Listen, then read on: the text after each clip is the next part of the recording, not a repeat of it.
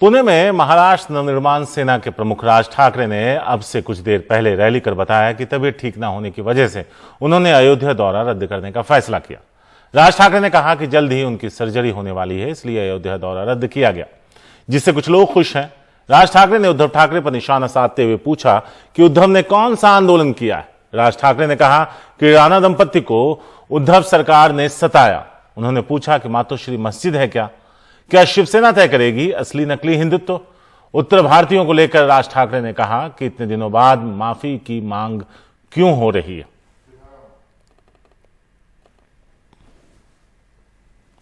सोहित है हमारे साथ इस बारे में ज्यादा बात करने के लिए। सोहित, शायद पहली बार हुआ होगा जब उत्तर भारतीयों के साथ पहले किए गए दुर्व्यवहार पर सफाई देते नजर आए।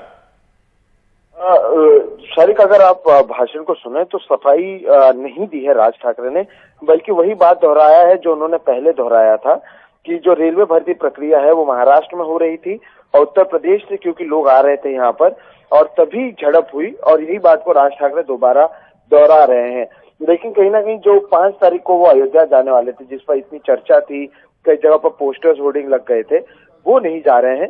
साथ ही उनका कहना है कि ये सब एक षड्यंत्र के तहत किया जा रहा था, क्योंकि अगर वो अयोध्या जाते और उस समय जाने की बात कर रहे थे जब बीजेपी के सांसद पहले से विरोध कर रहे हैं, उनका कहना है कि कई जो उनके पार्टी के कार्यकर्ता हैं वो वहां पहुंच जाते, झड़प होती और उनके लोगों को गिरफ्तार किया जाता, और ये सब जानबूझ के किया जाता ताकि चुनाव के समय उनके कार्यकर्ता महाराष्ट्र में ना रहें। तो इसे भी एक वजह बताते हुए राज ठाकरे ने अयोध्या में फिलहाल जाने का जो उनका प्लान था उसे स्थगित किया, लेकिन उनका कहना है कि वो अयोध्या जरूर जाएंगे, सरयू नदी भी जाएंगे। लेकिन एक बार फिर कहीं ना कहीं लाउड स्पीकर का मुद्दा उन्होंने उठाया, कहा कि इसे किसी भी तरह से आगे तक ले जाना है। इसके अलावा यूनिफॉर्म सिविल कोड हो या फिर जनसंख्या नियंत्रण कानून हो, इसे लाने की मांग उनकी ओर से की गई है। साथ ही साथ महाराष्ट्र सरकार पर तो सवाल उठाया ही, जिस तरह से AIMIM के नेता पहुंचते हैं औरंगजेब के कब्र पर, उसका मुद्दा उन्होंने उठाया। और एक बार फिर से जो आक्रामक रूप से BMC चुनाव हो या फिर कई अलग महानगर पालिका चुनाव हो, उससे पहले राज ठाकरे एक्टिव नजर आए। एक चीज जो आपने भी कही वो यही थी कि क्योंकि उनकी तबीयत खराब और उनको अगले हफ्ते एक सर्जरी करनी है, तो इसे भी एक वजह बताई गई है कि वो अयोध्या नहीं जाएंगे। लेकिन आज राज ठाकरे ने एक बार फिर से बाकी जो सारे मुद्दे थे वो दोहराया।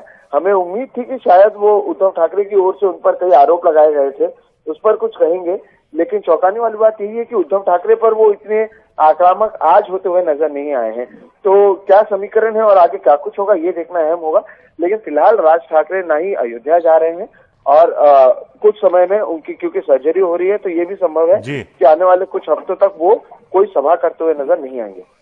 शुक्रिया सोहित इस पूरी जानकारी के लिए। लेकिन ये कहते नजर आए कि हम चाहते थे कि मेरे राज्य के लोगों को नौकरियां मिलें, लेकिन अपने राज्य के लोगों को नौकरियां मिलें इसलिए दूसरे राज्यों के छात्रों को दौड़ा कर पीटने और उनके साथ मारपीट करने को किस तरह से जस्टिफाई किया जा सकता है, ये सवाल भी उनसे पूछा जाना चाहिए था।